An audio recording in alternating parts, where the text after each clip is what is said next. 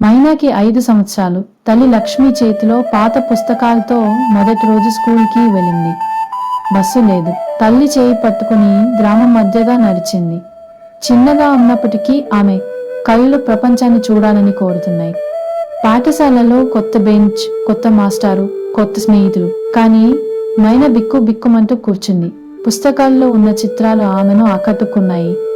అమ్మకి చిన్న చాయ్ హోటల్లో పని, రాత్రి వస్తూ చెప్పేది, మైనా, నువ్వు చదువుకుంటే నీ కలలు నిజమవుతాయి. ఒకరోజు మాస్టారు రంగు బొమ్మల పోటీ చెప్పారు. మీనా, రంగులే లేవు కానీ కలలు ఉన్నాయి.